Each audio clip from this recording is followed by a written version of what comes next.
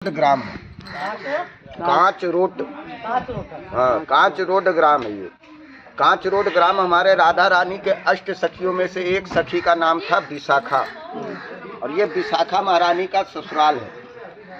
यहाँ से नित्य प्रतिदिन 54 किलोमीटर पैदल यात्रा करके राधा रानी के पास जाती थी विशाखा जी। उनको नए चूड़ी का श्रृंगार करके आती थी, और ये सेवा देख के प्रसन्न होकर राधा रानी ने इस गांव का नाम ही कांच रोड ग्राम रखा।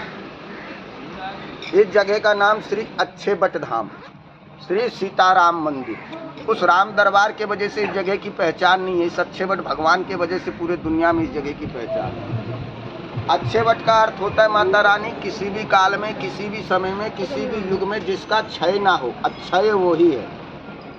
और ये कोई साधारण अच्छे बट नहीं है, ये वही अच्छे बट भगवान है जिसके ऊपर से माता सती और बाबा भोलेनाथ जा रहे थे घूमते हुए। जब उन्होंने चित्रकूट पंचवटी में राम और लक्ष्मण को पेड़ के पत्तों को पकड़ के रोते हुए देखा कि हे संपाति तू पता बता दे, मेरी सीता मृगनयनी कहाँ मिलेगी।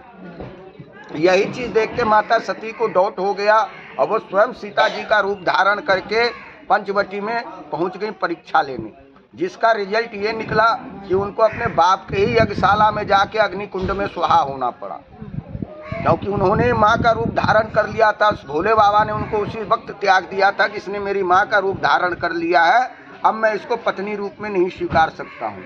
दोबारा जब पार्वती के रूप में आई तो दुनिया में सबसे पहले इसी जगह पे राम कथा, जिसे अमर कथा कहते हैं, इसी जगह पे सबसे पहले भोलेनाथ ने माता पार्वती को दूसरे जन्म में सुनाया। और ये वही अच्छे बट है जो कि कृष्ण भगवान इसके ऊपर 12 साल 7 महीना बैठ के दर्शन किए। भीतर में आपने शालिग्राम भगवान का दर्शन किया होगा, जिनका कि 65,000 वर्षों तक स्वयं नंद बाबा ने पूजन किया है। 5,774 वर्षों से इस मंदिर में विराजमान।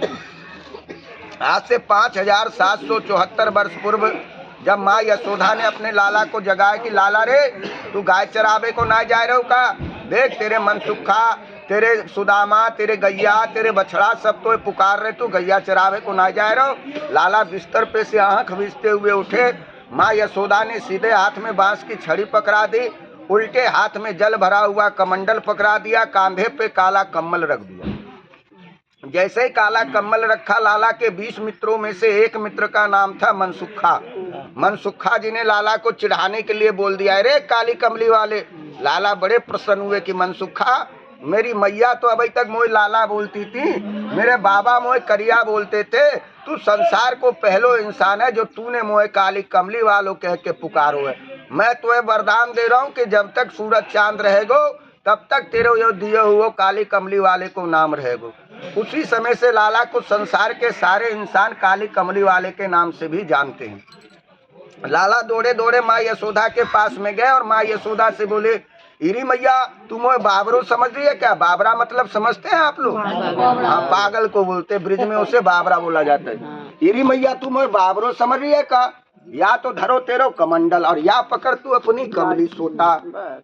माँ यशोदा ने लल्ला को बहलाने के लिए अपने मुख में चबाते हुए कुछ मीठे के पान के टुकड़ा को निकाल के लाला के मुख में डाल दिया। लाला से बोला, लाला रे मेरो हाथ खाली ना ऐसो कर कि तू अपने नंद बाबा के पास में जाइयो, नंद बाबा से कछु लेके खा लीजिए। उसी समय से अपने हिंदू धर्म में ये कहावत चला आया है कि भूखे भजन होए ना गोपाला, पकड़ तू अपनी घंटी माला। क्योंकि यशोदा माँ से स्वयं लाला कंप्लेन करने गए थे ना।